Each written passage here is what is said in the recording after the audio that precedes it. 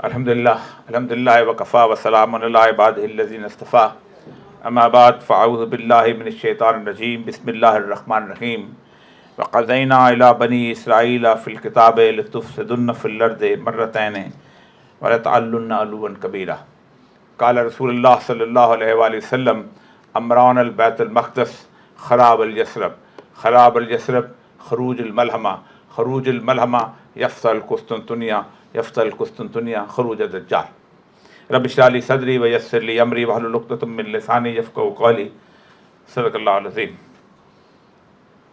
جس وقت یہ نظم سنائی جا رہی تھی تو آج سے تقریباً 2.5 سال پہلے جب غزہ کے پہلے ہسپتال کا گھیرا ہوا تھا اور بمباری جاری ہوئی تھی تو وہاں پر ایک بچی نے ایک خط لکھا تھا اور لندن میں 10 ڈاؤننگ سٹریٹ کے باہر بہت بڑا ہجوم تھا۔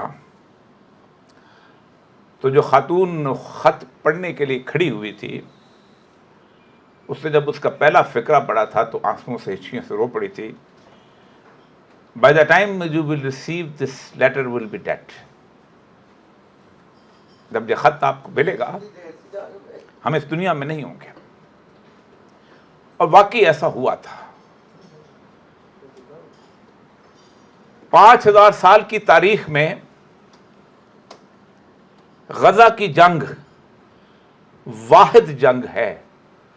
یہ بڑے وثوق سے اور مطالعے سے کہہ رہا ہوں کہ جس جنگ میں کوئی ایک شخص بھی ہجرت کر کے وہاں سے بھاگ کے نہیں نکلا، یہ کبھی ایسا نہیں ہوا تاریخ میں۔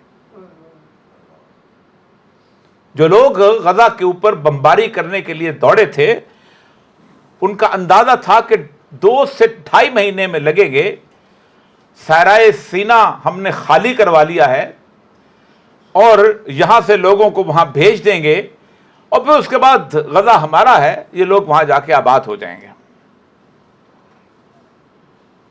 یہ رومال آج سے کوئی 3 سال قبل میں جب اسماعیل ہانیہ شہید اور خالد مشیل سے ملا تھا تو انہوں نے مجھے یہ باندھا تھا پگڑی پہ، سر پہ۔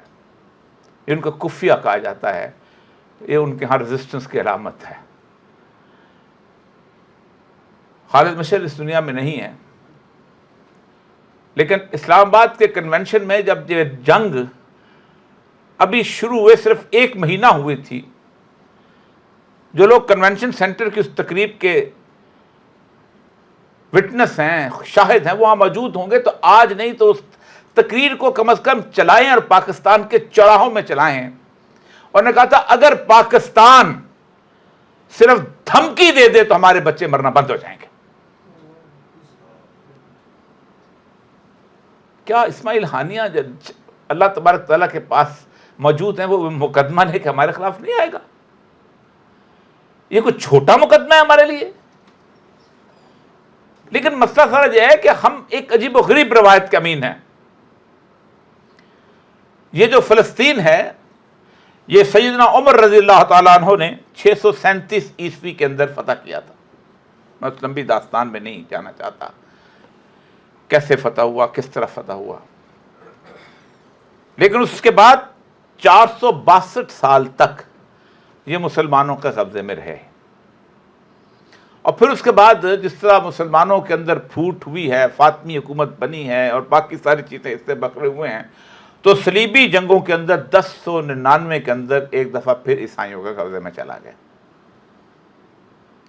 اور اس کی رودات بڑی خوفناک ہے کہ 10,000 لوگوں نے مسجد اقصیٰ کی چھت پر پناہ لی تھی اور 10 کے 10,000 لوگ جو تھے وہاں شہید کر دیے گئے تھے، اور ان کا خون جو تھا اس کے پر نالے سے بہتا تھا، اور کہا جاتا ہے کہ گھٹنے گھٹنے جو تھے ان کے گھوڑوں کے جو تھے وہ خون میں ڈوبے ہوئے تھے۔ صرف 88 سال یہ مسیحی یورپ کے قبضے میں رہا صرف، اور 1187 میں صلاح الدین ایوبی نے اس کو واپس لے لیا تھا، اکتوبر 1187 میں۔ اس کے بعد 830 سال یہ مسلمانوں کے پاس رہا ہے۔ پھر کب آیا؟ میں اس لاہور شہر میں ایک حقیقت بیان کرنے لگا ہوں اور میں اپنی شرمندگی آپ کے سامنے بیان کرنے لگا ہوں۔ 1917 میں مارچ میں غزہ اور فلسطین پر حملہ ہوا۔ شریف مکہ کی فوج تھی، مصر کی بٹالین تھی، رائل فورس تھی۔ مارچ کے اندر یہ حملہ جو ہے پسپا ہو گیا، مسلمان جیت گئے، حالانکہ اس طرح بھی مسلمان تھے۔ دوسری دفعہ سیکنڈ غزہ وار حملہ ہوا، 3 دن جنگ لگی، اپریل کے 16 یا 17 اپریل کو ہوا، وہ جیت گئے۔ اس کے بعد بیلجیم سے، فرانس کے محاذ سے کچھ سپاہی لوٹے اور ان لوگوں نے غزہ فتح کیا، اور آج 1917 سے لے کے وہ غزہ آج ہمارے پاس نہیں ہے۔ میں ذرا فکرے پڑھتا ہوں، ذرا سنیے گا کون لوگ تھے۔ During the first world war numerous soldiers from Punjab participated in the Suez and Palestinian campaign. Especially the units like 92nd Punjab, 28th Punjab, 152nd Punjab, 153rd Punjabis, 20th Duke Campaign Infantry Brown، اور یہ اس کی پوری کی پوری تفصیل ہے جو اس کے اندر دی ہوئی ہے، اور اس کے ساتھ یہ وہ مانومنٹ ہے جو راحت بیکری کے ساتھ آج بھی لگی ہوئی ہے کہ ہم نے غزہ فتح کیا تھا۔ اس کے بعد سے آج تک ہم غزہ واپس نہیں لے سکے۔ یہ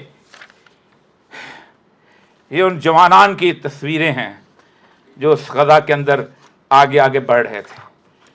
یہ غزہ کے محاذ کے اندر ہمارے چکوال اور راولپنڈی کے وہ شیر دل جوان ہیں کہ جنہوں نے وہاں جا کے اس کو فتح کیا تھا، اور آج ہم غزہ کو بیٹھ کے رو رہے ہیں۔ کیا رونے کا مقام ہے ہمارے لیے؟ اپنے اوپر شرمندگی پہ رونے کا مقام ہے، اپنے اوپر شرمندگی۔ کہانی بڑی طویل ہے، کہانی اس لیے طویل ہے جو اقبال نے کہا تھا، وائے ناکامی متائے کارواں جاتا رہا، کارواں کے دل سے احساس ضیاء جاتا رہا۔ ہم خدائیداد خان فرسٹ ورلڈ وار میں بیلجیم کے محاذ پہ مارا جاتا ہے تو ہم اس کی مقبرہ جو ہے چکوال میں بناتے ہیں، اور چکوال میں اس کی مانومنٹ آج بھی ہے۔ ہم اس سارے عرصے کے اندر آپ کو یاد نہیں کہ بصرہ کے محاذ پر مرنے والے جو تھے وہ یہاں پر شہداء کی حیثیت اختیار کیے گئے تھے۔ ہم اتنے فاتح پرست قوم ہیں، چھوڑ دو باقی، چھوڑو غزہ بیچارے مظلوم مسلمان تھے، ہم تو وہ لوگ ہیں کہ الیگزینڈر، سکندر اعظم، جو نہ عیسائی تھا، نہ یہودی تھا، نہ مسلمان تھا، کچھ نہیں تھا، کس نے پنڈ دادن خان میں اس کی مونومنٹ بنائی ہے؟ کبھی فاتحین کی بھی مونومنٹ بنائی جاتی ہے جس کا سلوکت لکھتا ہے کہ ہم نے رون ڈالا تھا یہاں لوگوں کی عورتوں کو، جس کے اوپر اتنی بڑی بڑی وہ تفصیل لکھتے ہیں کہ فلاں فلاں فلاں فلاں گاؤں کے اندر اگر آپ کو کوئی بلو وائٹ بندہ ملے جس کا کالا رنگ ہو تو یقیناً وہ یونانی نسل ہوگا۔ کتنے بیٹوں کا نام سکندر ہے لوگوں کے؟ ہم اس لیے غیرت کی صورتحال میں نہیں آ رہے کہ بنیادی طور پر ہم اس شرمندگی کا اظہار نہیں کر پا رہے کہ ہم نے غلط کیا تھا۔ یہ جو آج غزہ محکوم ہے، یہ جو آج غزہ برطانیہ کے پاس ہے اور پھر اس پر یہودیوں کے پاس ہے، اس میں میرا خون شامل ہے، کسی اور کا خون شامل نہیں ہے۔ اس سرزمین کا خون شامل ہے، نہ صرف اس سرزمین، یہ میسور کی جو ہے اس کے اندر وہاں سے فورسز گئی ہیں، پورے انڈیا سے گئی ہیں، لیکن ہماری جو تھی، ہماری جو ہے اس کی فتح کی نصرت کی داستانیں عجیب ہیں۔ اور سب سے زیادہ مجھے اس وقت تکلیف ہوئی کہ جب یہ رجمنٹ جنرل NLB کے ساتھ صلاح الدین ایوبی کے مزار پہ پہنچی ہیں، ہم لوگ ساتھ تھے خالد صاحب، اور اس نے صلاح الدین ایوبی کے مزار پہ ٹھڈے مار کے کہا تھا، صلاح الدین وی آر بیک، صلاح الدین ہم واپس آ گئے ہیں۔ کون لایا ان کو واپس؟ British empire, French empire. یہ ہے ہم نے ہمارے ساتھ ہماری صورتحال یہ ہے کہ ہم نے کسی نہ کسی طور پہ ہم اپنے اس گناہوں کا اگر کفارہ ادا کر دے تو بہت ہے. اسماعیل ہانیہ تو بچارا چیز، آپ کو یاد ہے کہ 57 ممالک میں سے کس ملک نے اس وقت اعلان جنگ کیا تھا؟ کسی کو یاد ہے؟ ایک ملک، وہ ملک کہ جس کے اندر اتنے بچے مارے جا چکے ہیں کہ فلسطین میں بھی شاید اتنے بچے نہ مارے گئے ہوں. وہ ملک جہاں اتنی قحط سالی کی صورت تھی کہ وہاں پر خوراک کی اتنی کمی ہو چکی تھی کہ اقوام متحدہ جی وہ تھا یمن. اور یمن نے، آپ کو پتا ہے اب تک سب سے زیادہ نقصان کس نے پہنچایا ہے؟ یمن نے. نہر سوئز بند ہے، ان کو راستہ اختیار کرنا پڑ رہا ہے وہاں سے، وہ کیا کہتے ہیں اسے، راس امید کا، cape of the good hope کا. اور کم از کم 22 ارب ڈالر کا نقصان ہو رہا ہے ان کو ہر سال. ان کی تجارت ختم کر دی ہے، اب وہ بحر احمر سے نہیں گزر سکے، نہیں گزر، نہ گزرنے دیا جا رہا ہے ان کی طرف سے. اتنا سا ملک کیا کر لیا اس نے؟ کیا قیامت کے دن مجھے صرف یہ بتائیں کہ اللہ تبارک و تعالیٰ کے حضور تم یہ عذر پیش کرو کہ عرب نہیں لڑتے تھے، ہم کیوں لڑتے؟ عرب نماز نہیں پڑھتے تم نماز پڑھنا چھوڑ دو گے؟ عرب روزہ نہیں رکھے تم روزہ نہیں رکھنا چھوڑ دو گے؟ یہ میں آج دیکھ رہا تھا ابراہیم اکارڈ، یہ مسلمانوں کی اس کے اوپر کلنک کا ٹیکا ہے یہ ابراہیم اکارڈ، جس کے نیچے یہ اس کے دستخط ہیں، ایک طرف نیتن یاہو کے ہیں اور دوسری طرف اس کے محمد بن زید بن سلطان النہیان کے دستخط ہیں. سعد بن ابی وقاص کہتے ہیں کہ رسول اکرم صلی اللہ علیہ وآلہ وسلم نے آخری وصیت مجھے کی، کہا لا یجتمع الدینان فی جزیرۃ العرب، جزیرۃ العرب میں دو ادیان کو، دو دینوں کو اکٹھے نہ ہونے دینا. سیدنا عمر نے سنا، خواہ جتنے پیسے لیتے ہو، جتنی دولت لیتے ہو، تم جزیرہ عرب چھوڑ دو. اگر ویٹیکن سٹی میں کوئی غیر کرسچن آبادی نہیں رکھ سکتا تو ہمارے ہاں بھی یہ اصول اور پرنسپل ہونا چاہیے تھا. لیکن اب تو خیر بہت کچھ ہو رہا ہے. بہرحال یہ درد کی صورتحال آپ اس لیے بیان کر رہا ہوں کہ یہ یوں یہاں ہم تک ایسے نہیں پہنچے.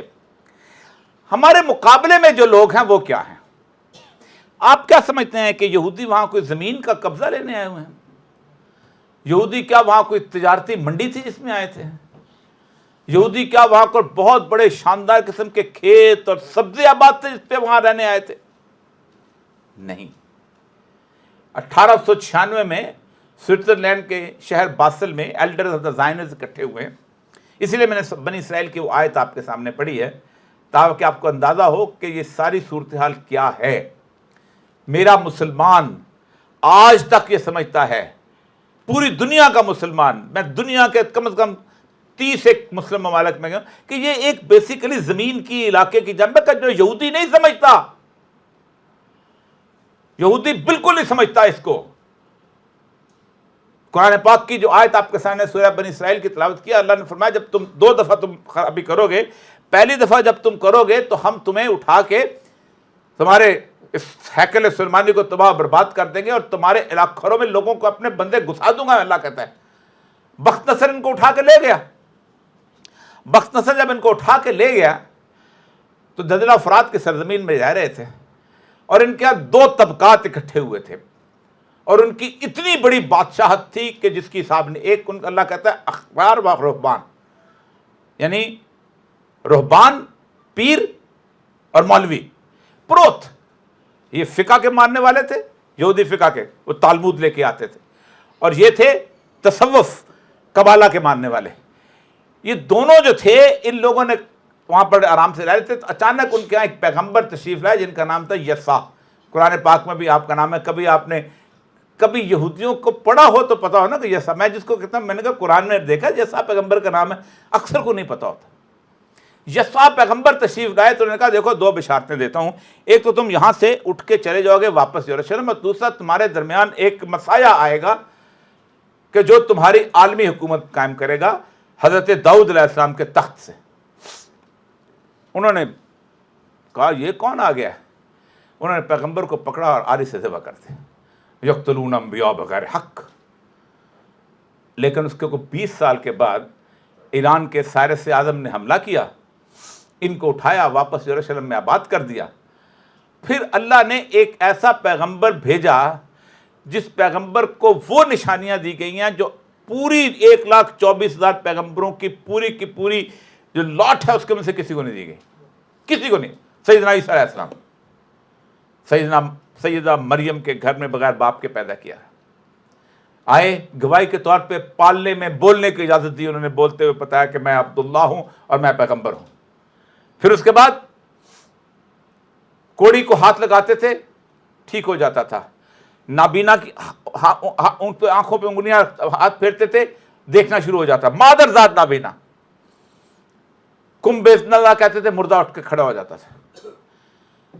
تمام انبیاء اٹھا لیجئے تاریخ، کفار کے خلاف آئے ہیں، مشرکین کے خلاف آئے ہیں، اللہ کو نہ ماننے والوں کے خلاف آئے ہیں، حضرت عیسیٰ مولوی اور پیروں کے خلاف آئے ہیں، کسی اور کے خلاف نہیں۔ کہ تم نے جو دین بنایا ہوا ہے میں اس کے خلاف ہوں، تم یہ جو کرتے ہو۔ اور آخری جو ان کا مارکا ہے آپ کو یاد ہوگا کہ وہ ہے کہ سود کا بازار لگا تھا مسجد اقصیٰ میں، سود کی دکانیں کھولی ہوئی تھیں، کیونکہ انہوں نے ایک چیز جائز قرار دے دی تھی کہ ہم اپنے لوگوں سے سود نہیں لے سکتے لیکن غیر یہودیوں سے سود لے سکتے ہیں۔ حضرت عیسیٰ اس میں گھسے، اپنے لوگوں کو لے کے انہوں نے الٹ دیا۔ اس کے بعد یہ گئے ہیں سیدنا عیسیٰ علیہ السلام کے خلاف رومنس کے پاس، انہوں نے کہا کہ اس بندے کو ہم چاہتے ہیں کہ صلیب پہ چڑھا دیا جائے۔ اس نے آفر کی، اس نے کہا میرے پاس آپ کا ایک ایسا بندہ ہے جس نے آپ کے کم از کم 150 لوگوں کو قتل کیا ہوا ہے، ڈاکو ہے، بہت ظالم آدمی ہے، مجھے اس کو چھوڑتا ہوں۔ پوری یہودی قوم نے یہ سویپ کیا کہ ہاں اس کو چھوڑ دو، ان کو چڑھا دو صلیب پہ۔ دو وجہ، ایک تو یہ ہے کہ یہ ثابت ہو جائے گا کہ یہ مسیحا نہیں ہے، اور یہ مسیحا جو ہے ظاہر بات ہے وہ کوئی اور ہوگا کیونکہ عالمی حکومت کام نہیں کی، اور دوسرا اللہ اپنے پیغمبر کو اس طرح کبھی ذلت کی موت نہیں دیتا۔ 500 سال تک، بلکہ 550 سال تک یہودی اور عیسائی اس بات پہ یقین کرتے رہے کہ حضرت عیسیٰ کو ہم نے صلیب دے دی گئی، جبکہ قرآن نے آ کے کہا وما صلبوہ وما قتل۔ اب یہ ہے وہ کیفیت، اس کیفیت کے اندر بچہ یہودی سے لے کے بوڑھے یہودی تک اس بات پہ یقین رکھتا ہے کہ ہمارا ایک مسیحا آئے گا اور وہ حضرت داؤد علیہ السلام کی تخت پہ بیٹھ کر عالمی حکومت قائم کرے گا۔ 1916 میں، اور روتھ شیلڈ، جو لوگ تھوڑا بہت پڑھتے ہیں ان کو پتا ہونا چاہیے کہ دنیا کا اس وقت سب سے امیر آدمی تھا، اور آج اس وقت دنیا کا سب سے امیر خاندان ہے۔ اپنے ساتھ 60 لوگوں کو لے کے پہنچا 1916 میں، جب انہوں نے بالفور ڈیکلیریشن تقریباً ہونے والا تھا، اور وہ انہوں نے پروٹوکولز لکھ لیے تھے۔ جافا ایک جگہ تھی جہاں یہودیوں کا چھوٹا سا باغ تھا، انہوں نے کہا ہمارے لیے کوئی ایسی جگہ خرید دو کہ جو لوگوں کو نظر نہ آئے، جہاں آبادی نہ ہو، جہاں سبزہ نہ ہو، جہاں لوگ رہتے نہ ہوں۔ تو انہوں نے تلبیب نام کی ایک جگہ خریدی۔ تلبیب اس ٹیلے کو کہتے ہیں عبرانی میں جس کے نیچے پانی ہو۔ 60 لوگ تھے، ان میں سے کوئی ایک نہیں تھا جو عرب پتی نہ ہو۔ روتھ شیلڈ کے ہاتھ میں ایک تھیلا تھا جس میں 60 گھونگے تھے، اور ان گھونگوں میں 60 سفید تھے اور 60 گرے کلر کے تھے۔ ایک پر گھروں کا نام لکھا ہوا تھا، ایک پر اس کا نام لکھا ہوا تھا انسانوں کا، لوگوں کا جو آلائے تھے۔ مکان الاٹ ہوئے، 3 کام کیے گئے۔ کہا ہماری عبرانی زبان دنیا سے مٹ چکی ہے۔ آپ کو شاید اندازہ ہوگا کہ عبرانی میں تورات اور انجیل اتری ہے، لیکن عبرانی زبان میں تورات اور انجیل دنیا میں موجود نہیں ہے، اصل کاپی موجود نہیں ہے۔ یہ پہلے گریک میں آئی تھی، پھر یدش ایک زبان تھی جو اسرائیلی بولتے تھے، تو ہم یہودی یدش زبان بولا کرتے تھے۔ تو انہوں نے کہا ایک تو یہاں پر عبرانی زبان کا انسٹیٹیوٹ کھلے گا، دوسرا ہمارا سینیگوگ کھلے گا، اور تیسرا ہم یہاں پر اس کا میونسپل آفس کھولیں گے۔ اور تمام یہودی جس وقت پہلا سال مکمل ہوا انہوں نے گھر مکمل کیے تو دوبارہ اکٹھے ہوئے۔ اس وقت تک بالفور ڈیکلیریشن ہو گیا تھا جس میں یہ طے کر دیا گیا تھا کہ every Jew living in any part of the world is to be considered as one nation and they will all right to go back to their promised land. یہ برطانیہ کے بالفور جیسا، برطانیہ کا وزیر خارجہ تھا، اس نے ایک خط لکھا تھا روتھ شیلڈ کو، اسی کو ڈیکلیریشن کہا جاتا ہے۔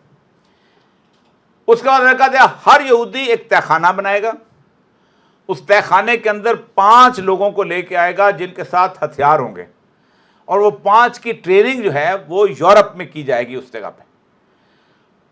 وقت کے ساتھ ساتھ 1916 سے لے کے 1948 کی 14 مئی تک آپ سوچیں کہ 1916 میں وہ پہنچے ہیں اور 17 میں ہم پہنچ گئے ہیں یہاں سے وکٹوریا کراس لینے والے, اور ہم نے 17 میں وہ پورے کا پورا علاقہ جیسا برٹش پروٹیکٹریٹ کے طور پہ دے دیا ان کو.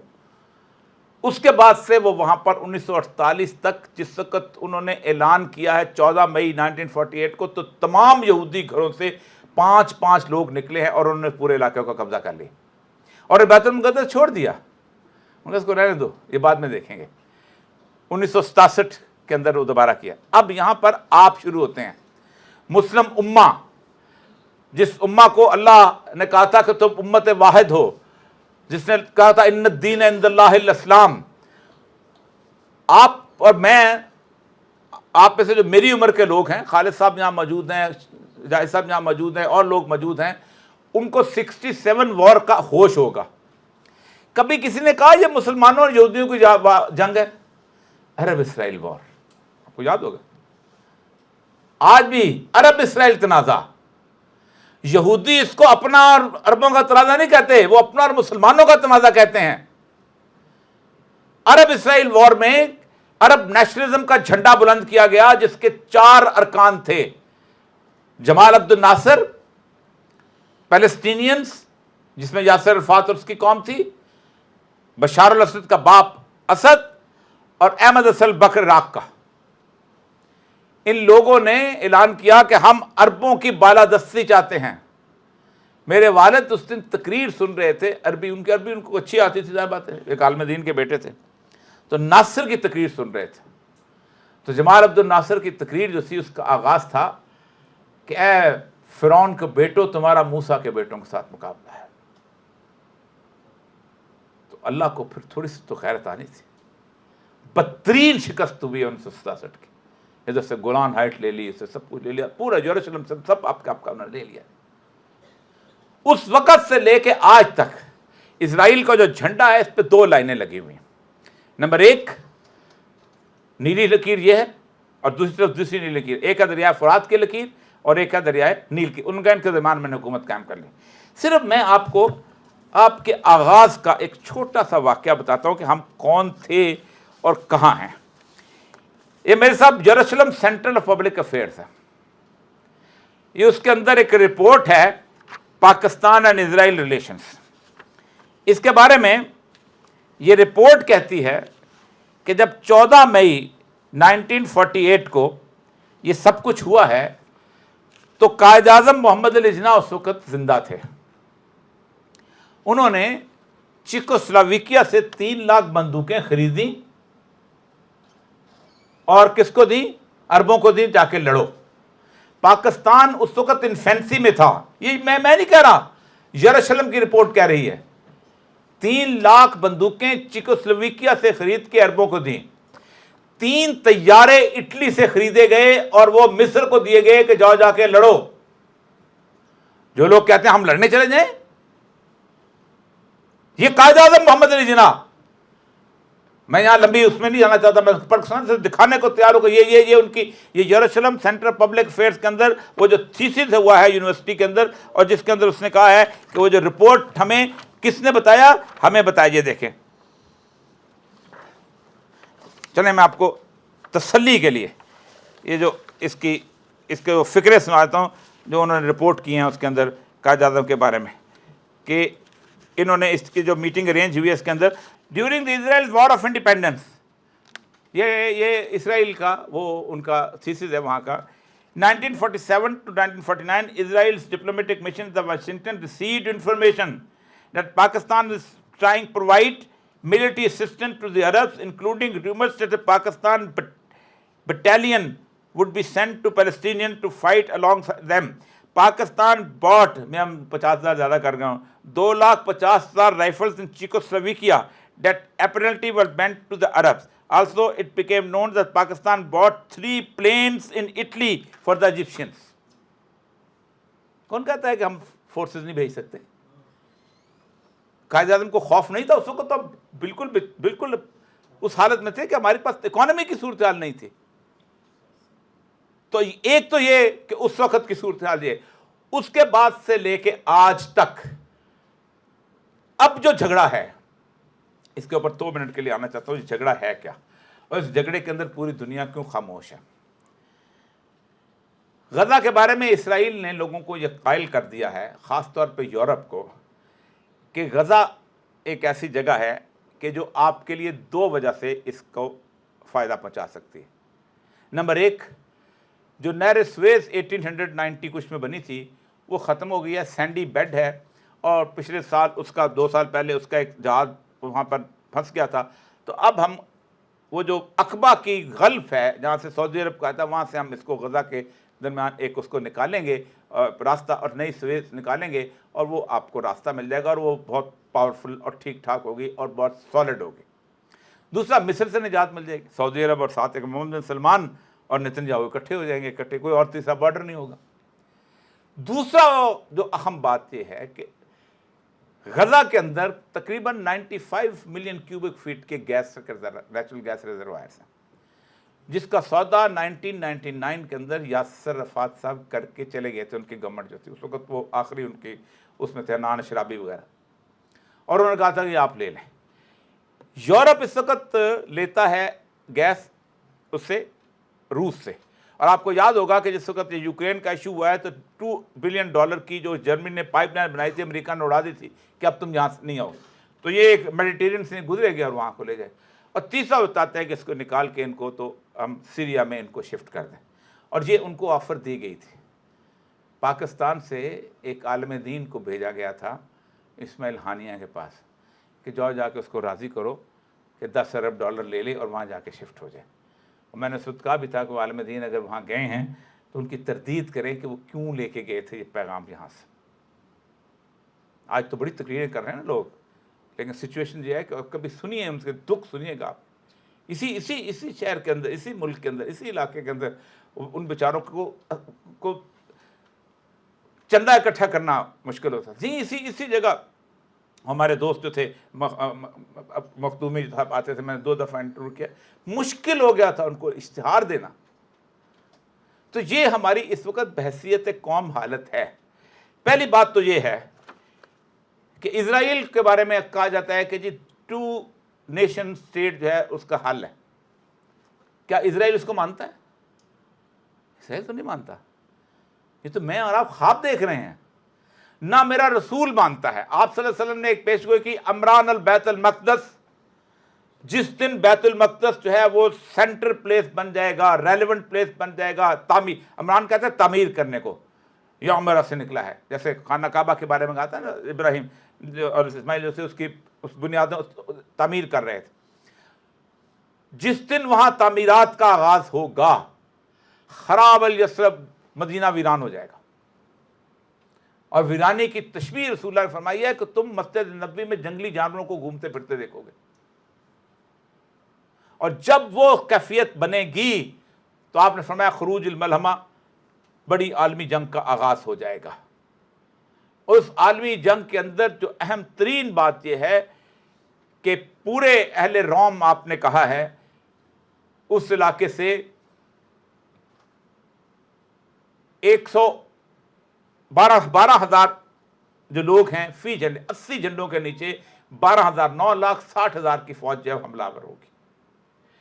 اور پھر جہاں سے آپ دیکھیں, آپ خود سوچیں, آپ کہتے ہیں نا کہ ہم اس وقت مسلم امہ کہاں سوئی ہوئی ہے. جو لوگ امام مہدی کی بیعت کریں گے, ایک شخص مدینہ سے بھاگ کے مکہ آ جائے گا, کیونکہ مدینہ تو رہنے کے قابل نہیں ہوگا, اور مکہ آ جائے گا تو اس مکے کے اندر لوگ اس کو زبردستی اس کی بیعت کریں گے, ملک میں نون پرسن.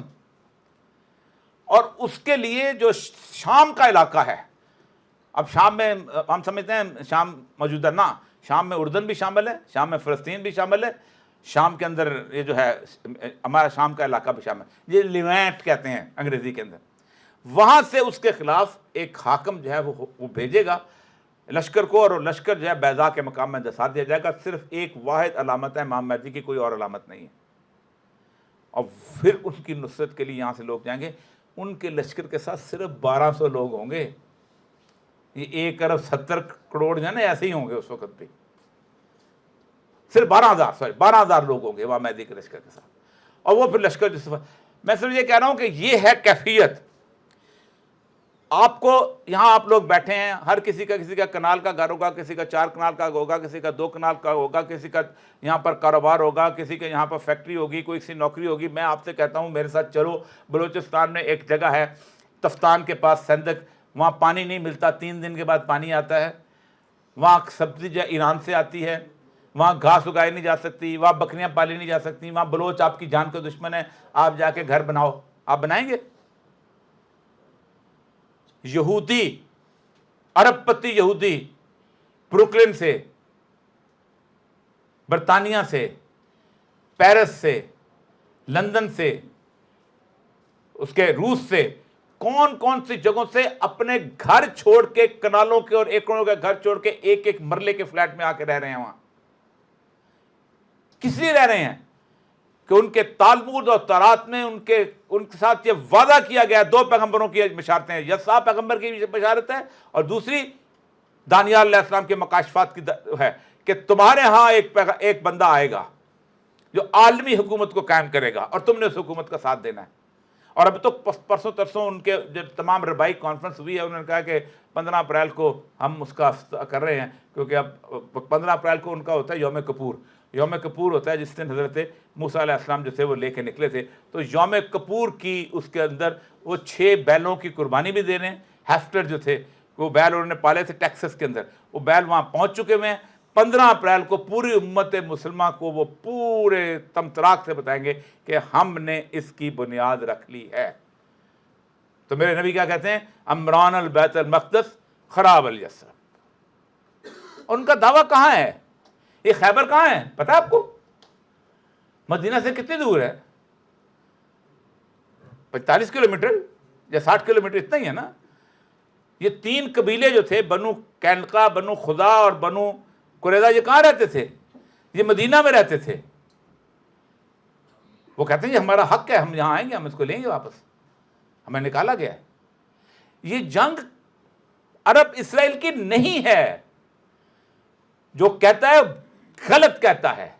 اور یہ وہ جنگ ہے جس کے بارے میں اللہ تبارک و تعالیٰ کے ہاں اس کا جواب دینا پڑے گا. سورہ نساء کی اس آیت کو اگر آپ اٹھا لیں تو نہ بھی وہ مسلمان ہو، ما لکم لا تقاتلون فی سبیل اللہ. اللہ فرماتے ہیں تمہیں کیا ہو گیا ہے کہ تم اللہ کے راستے میں کیوں نہیں نکلتے؟ ان لوگوں کے لیے مستضعفینہ، جو بیچارے کمزور ہیں، من رجال، جو مرد ہیں، بوڑھے ہیں، عورتیں ہیں، بچے ہیں. کیا کہتے ہیں وہ؟ ہذہ القریۃ الظالم، یہ ظالموں کی بستی ہے. اے اللہ ہمیں ان پہ سے نکال، کیا کر، اپنا کوئی مددگار بھیج، اپنا کوئی نصیر بھیج. یعنی جو اس وقت غزہ کے لوگوں کی مدد کرنے کے لیے جائے گا، اللہ کا مددگار ہوگا، اللہ کی طرف سے مددگار ہوگا، اللہ کی طرف سے نصرت کرنے والا ہوگا. غزہ میں عیسائی رہتے ہوں، یہودی رہتے ہوں، ہندو رہتے ہوں، کوئی ہو، بحیثیت مسلمان آپ کا فرض ہے. سورہ نساء میں کوئی تخصیص نہیں ہے. 75ویں آیت اٹھا کے دیجیے، کوئی تخصیص نہیں ہے کہ مسلمان، اور یہ تو مسلمان ہیں. اس وقت 25 لاکھ میں سے تقریباً 80,000 90,000 کے قریب شہید ہو چکے ہوئے ہیں. بچے، بوڑھے، جوان. انہوں نے ویسے عیدیں کی ہیں، انہوں نے سب کچھ کیا ہے، ہر چیز، نئے کپڑے. جو سن رہا تھا مجھے وہی تکلیف ہو رہی تھی اس طرف سے. ان کا اندازہ ہے کہ یہ 25 لاکھ مارنے اتنے آسان نہیں ہیں.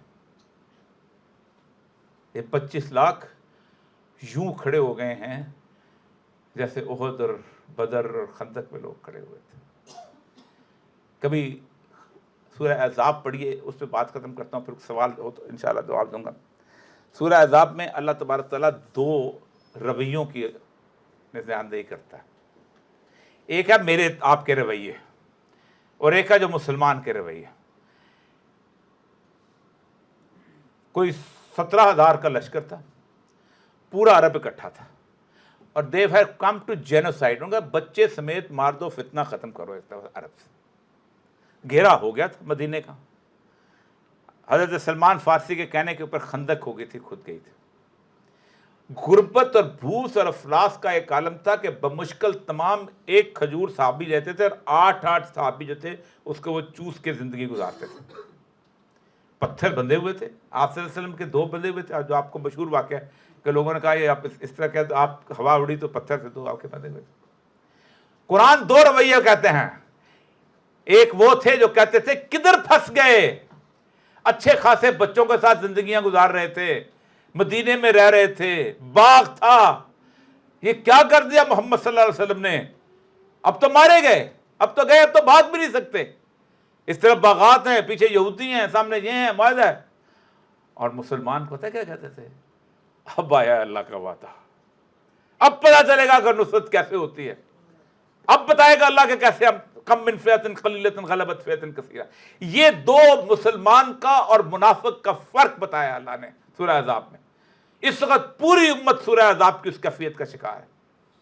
ایک ہے وہ جو کہتے ہیں آپ کو اسی شہر میں لوگ ملیں گے, پنگا کیوں لیا تھا اس نے, یہ نہیں ملتے آپ کو.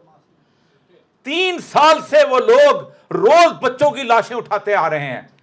کسی نے اس وقت کیا جب وہ پورے کا پورا انہوں نے اسٹیڈیم کی طرح پہاڑی کے اوپر بیٹھ کے, پورے اسرائیل نے وہاں سے بیٹھ کے جب بامبنگ کیے تھے 2021 کے اندر, اور پورے غزہ کے اندر بامبنگ کی تھی, کبھی کسی نے کہا کہ یہ پنگا کون لے رہا ہے؟ یہ میرے پاس تو پوری, میں چونکہ لمبی باتیں نہیں کرتا, یہ 300 دنوں کی ایک رپورٹ ہے جس کے اندر کتنے لوگ مرے ہیں, کتنے اسپتال جو ہیں وہ تباہ ہوئے ہیں. آپ خود سوچیں, حیران ہو جائیں گے, یعنی کتنے گھر تباہ ہوئے ہیں. صرف 300 دنوں کی رپورٹ ہے. صرف رونگٹے کھڑے ہوئے, ایک صفحہ ہستی پر ان کی کوئی جگہ موجود نہیں, کوئی خیموں میں رہ رہے ہیں. لیکن یہاں کہیں گے مجھے کیوں لیا تھا آپ نے, میرے ساتھ لڑنے والے موجود ہیں. جب اتنے طاقتور نہیں تھے تو لڑے. اللہ نے طاقتور کا کب کو ٹھیکہ لیا ہوا ہے کہ تم اس سے نکلو گے. جب نبی کریم صلی اللہ علیہ وسلم بدر میں لے کے نکلے تھے تو 2 فیض رمضی نے کیا خوبصورت کھینچا تھے, ان کے پاس 2 گھوڑے 6 زرہیں 8 شمشیریں, پلٹنے آئے تھے یہ لوگ دنیا بھر کی تقدیریں. 2 گھوڑے 6 زرہیں 8 تلواریں. کسی نے پوچھا یا رسول اللہ مروانے لے جا رہے ہو؟ اسی لیے کہا کم من فئۃ قلیلۃ غلبت فئۃ کثیرہ. ہمیں اپنے بزرگوں کی غلطیوں کا اگر خمیازہ بھگتنا ہے نہیں ہے تو ہمیں کم از کم اتنا ساتھ دینا چاہیے کہ آج اگر غزہ محکوم ہے تو میرے آباء و اجداد کا خون بھی شامل ہے ان کو محکوم کرنے والوں میں. میرے آباء و اجداد کا خون بھی شامل ہے. ہم لوگوں نے بھی میڈل لیے ہوئے ہیں, ہم نے بھی گیلنٹری ایوارڈ لیے ہوئے ہیں. ہمارے گھروں کے اوپر آپ جو ہے دلمیال کے اندر توپ لگی ہوئی, 304 کے 5 سپاہیوں کا نام والے کا ہے کہ یہ غزہ میں بھی تھا, یہ فلسطین میں بھی تھا, یہ فلاں بھی تھا. اس رویے کو چھوڑیں گے تو اللہ کی برکت ہوگی. ورنہ پاکستان ہے ٹھیک ہے, دنیا جہان زندگی گزارتی ہے, آپ بھی گزارتے جائیں گے. میں آج 70 سال کا ہونے والا ہو چکا ہوں, تقریباً ہو چکا ہوں. 2 سال اور زندہ رہ لوں گا, لیکن ایک دن تو آنا ہے ایسا کہ جس دن اگر آپ کو یقین ہے کہ وہ دن آنا ہے تو ایک ایک بچہ آپ کے سامنے یوں کھڑا ہوگا. ایک ایک بچہ آپ کے سامنے, جس کے پاس جتنی قوت ہے اتنا بڑا جواب دہ ہوگا. جس کے پاس تلوار ہے وہ تلوار کا جواب دہ ہے, جس کے پاس قلم ہے وہ قلم کا, جس کے پاس ایٹم بم ہے وہ ایٹم بم کا جواب دہ ہے. کوئی اور ملک پاکستان سے زیادہ قیامت کے دن جواب دہ نہیں ہوگا, یاد رکھیں. کوئی اور ملک, کسی ملک کے پاس اس طرح کی عسکری طاقت نہیں ہے. 51 لاکھ فوج, امت مسلمہ کی 51,70,000 فوج, یہ تو روانہ ہو جائیں تو غزہ فتح ہو جاتا ہے. برنائی سے روانہ ہو جائیں تو غزہ فتح ہو جاتا ہے. واخر دعوانا الحمدللہ.